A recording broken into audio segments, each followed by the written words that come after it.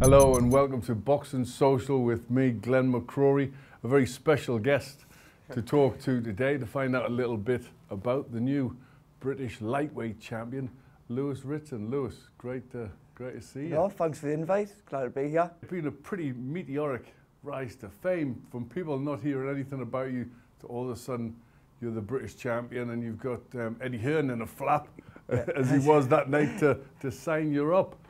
Tell me how the quick rise to prominence. It's been mad, really. I mean, was boxing on the small hole shows 1 minute and then the MMA in Manchester the next to win it, and then all of a sudden headlining a matchroom show. It's been mad, really. It's just been doing the same thing, just in the gym. Then afterwards, Eddie comes straight in. Oh, I want to sign you, and just next day rang, straight away happened. Deal got signed. You got the British title. It was a very, very good win, stoppage win. I don't think a lot of people expected you to put on that sort of performance. No, definitely, especially with him getting a good result against Cordell.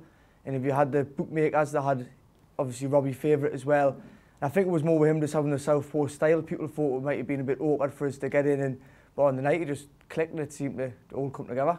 Well, I was commentating on the night and thoroughly enjoying it because obviously I knew a little bit about you.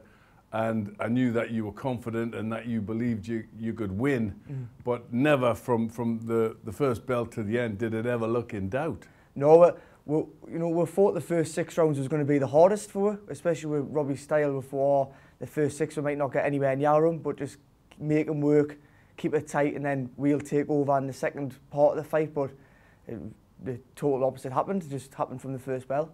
Now, as you say, you started off small halls, journeyman. You know, just the way most fighters do. But then it was a quick rise straight away. You know, you're in with Jordan Ellison for a Northern Area title, and then how did the British title come about? We got put in a British eliminator with Joe Murray, who I'm actually fighting in 2 weeks' time, right. And he pulled out of the eliminator, and the board just put with straight mandatory. So it just happened as quick as that, and then ended up winning it. So it was all good. What's it feel like? You've suddenly gone from not thinking about that to all of a sudden you're the British champion. It's been so quick. Has anything changed? No, as a person, nothing's changed. In training, nothing's changed. I mean, you go out places and people asking for photos and bits and bobs, and it's a bit like I'm not that sort of person. It's a bit awkward, you know, like but it went just dead quick, and nothing's changed me personally. The training's the same, still do the same things, but it's just like I say, when you go out places, people taking photos and wanting photos with you. It's a bit mad, you know. You didn't really expect it to happen, but it does. Have you always had dreams? I know your father, you know, boxed when I was boxing as an amateur, Davy Ritson, who was a good fighter, obviously coached for Forest Hall. So when did you first get in the gym, and when did boxing become part of your life? Well, my dad had us in the gym 8-year-old, in their youngest sport. So I've been in the gym since 8, but I first started my professional career obviously with Billy Nelson. And then I've come back down, but when I was amateur, me and my dad used to say to each other, oh, imagine if you turn pro and you become British champion, and you know, it was just like something like like a dream, really, you know. Like, I never went to the Olympics, I wasn't on the GB squad, so you know, when you've got like the likes of you're on the GB, it's like automatic. People, oh, you'll win a British and you'll go on further. But you never really had that, so it was always, oh, imagine if we ever win the British. What was your amateur form like? Did you have junior ABA, schoolboys, senior title? Senior ABA finalist. Right. I had 97 fights, won 77, but I was always in between the weights. It was 69 kilos, and the GB didn't have a weight for that. Right. So they were always telling us, get to 63 kilos, but I could never shift the weight when I was working, and then the gym, and that was always just a fat amateur, really. So a couple of weights above where I am now. But do you always have a want to be a professional? Always wanted to be a professional, yeah. Because professional boxing has never been, it's amazing for a tough area like this, but professional boxing has never risen to the top in this area. No, it hasn't. And if you look at like even the amateurs, we've got like great amateurs coming through. We've got the McCormacks from Berkeley, Callum French, but it's like you say, we never seem to have that next step up in the professional ranks. And I was working away at the time, and Billy Nelson asked us for a week's sparring with Ricky Burns, and after the first session he went, I want to sign you. So it was really, at the time, I did have the dream of doing it, but it wasn't something I was really focused on.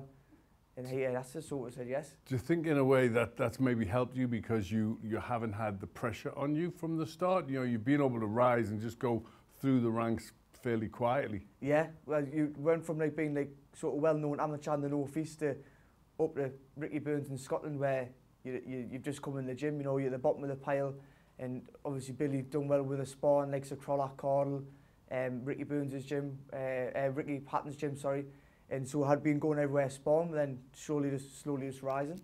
What's it feel like all of a sudden to see your name and you know, just to go into the rankings, to see your name down the lightweight ranks, and it's Terry Flanagan, world champion, undefeated from Manchester, Luke Campbell, Anthony Crolla, Ricky Burns, Lewis Ritson. What does that feel like? It was massive. Well, before the Barrett fight, we were 13 or 14th. And then for obviously to win against Barrett and getting put straight up there, it's mad. I'm on BoxRec every day looking, and you click on the lightweight and you look, well, I'm still there, you know. So it's mad. I mean, let's talk about those big names. Did you've obviously shared a ring with Ricky Burns in sparring. Did you ever think one day you'd share a ring with them as a pro? No, never. Like, obviously Ricky Burns is a freeweight world champion. Like Anthony Crolla, he's a world champion. I've sparred with him loads. You would never think, or maybe in a few years' time, when they're on the way down and if you're still going up, that you could actually meet them. It was like my dad was on the forums the other day and he was saying, oh, a lot of people were saying if you win this fight, you might get chucked in with Burns next. Like it's mad to think, oh, he was fighting for a world title a few fights ago, and you could, you know, people are speculating rumours that you could be fighting the likes of them. I think the fact that, you know, we'll go on about your next fight with Joe Murray in a minute, but I think the fact is you're with Eddie Hearn. He's only going to be involved with you to see you get to the top. So it's going to be a rapid rise, and you're going to meet those sort of names fairly quickly, I'd say.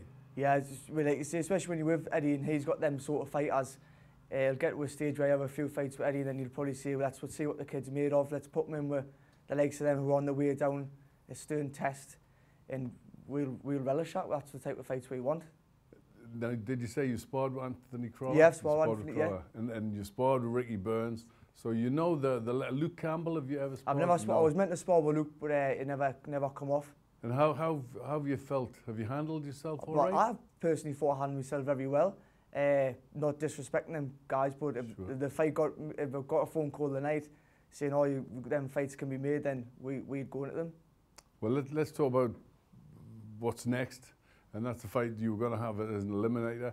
Now, in a way, you know, I'm a little bit surprised that you're fighting somebody like Joe Murray, because I would imagine it's a voluntary, which means you could pick anybody. But I mean, I think it could only be a Geordie boy that would go in and pick one of the toughest kids out there, who's only got 2 losses, both to Liam Walsh. So what made you pick probably the toughest challenge out there? Well, we had seen Eddie at the Yo Cole show, and he gave us 3 names: Tommy Coyle, Scott Cardle, and Sean Dodd. And he said, they're the 3 defences that you'll have. Who do you want to fight? And you know, we said, oh, we'll fight any of them. And so I got penciled against Coyle originally. I don't know why that never come off. Then we got a match against Cardle. He pulled out, and Sean Dodd's fighting Coyle. So it was the next available big name, you know, Joe Murray.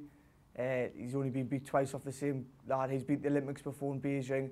A good name. I would rather test myself against names like that than fight people where people are saying, oh, there's a mismatch, you should be winning them easy. I want the good names. I want to test myself. Credit to you. That's the best way to do it. You know, if you're going to be the best, you've got to fight the best. Where do you see your journey? Where do you see the pinnacle? Is it British title level you're aiming for, or beyond, or do you see yourself mixing with the Jorge Linareses of these world? Well, when you first turn over, it's a dream, isn't it, if you think of a world title and mix it? I mean, you need a lot of luck to get to that level. But definitely Europe. I could definitely see myself fighting at European level. You know, I've got a 5-fight deal with Eddie. He says 3 defences, and you'll fight for the European if you get through them. So if I get through them and I win the European, I can't see why not. I could step up to that next level and challenge the likes of them. You've also got to have one eye on the world title, because you know, when you look at Ricky Burns, you know, many years ago, he looked like he was a fairly average, decent fighter, but fairly average. Became Scotland's only 3-weight world champion. Anthony Crolla, you know, when he was getting beat and getting stopped off Derry Matthews, it never looked like he would progress to the lofty heights. But what they've got is a thick determination and a will to win, and that's why they've been so successful. Yeah, definitely. And also they've got the right promoter behind them, getting them the right fights as well. And that's what you need as well. You need him. You know, not saying that they've ever dodged anyone, but we'll dodge him. He's a bit tasty. We'll go this route. And you know, it's just like I say, a bit of luck. You need a bit of luck in this game to get yourself to the top, and you'd like I say, we could be mixing it with them names in a few years' time, which would be great. Who's been the people that you've looked to, you know, to guide your career, or to, you know, look for to be that little rocky person in your life? Well, I think me and my dad, you know, like my dad's been my trainer from day one. People call him Davy Mugogan. You know, my mates having a bit of laugh because we're married, so it's good. Like, he's always been there. You know, as an amateur, you know, I never really listened to much, you know, training wise. I was fighting a couple of weights above what I should have been, and come back down, and he said, "Oh, if you're going to turn professional with me, you know, it's my way or no way." And we've obviously been there. I've been with my dad now for 4 fights and 4 wins, 4 stoppages, so we're on the right track and going the right way about it. Now, do you think you can carry on, you know, the whole career out of Newcastle? You know, because obviously sparring is one of the biggest problems. But I suppose when you get the bigger fights, you're going to get more money to be able to hire good sparring. That's just been the main thing for us for years, for the sparring, trying to get it. Like you say, it's hard. With us being in the North East, like quite a few, most of the good lads are down London way, and you know, it's hard for the sparring. But hopefully, as we start getting on a bit, we'll keep winning, and we'll get the bigger fights. Sparring will come to us, or like the promoters will sort sparring out for it. So. For me, I must say it's great. You know, nobody could have been prouder when you got the obviously your dad, but when you got the British title wrapped around your waist. For me to see somebody from my area doing great and getting to the heights was very, very special. So for me, I'm hoping that we've got a long story of some great fights that I can hang on your shirt tails. Done and win a world title. That would be the dream. You know what I mean? So.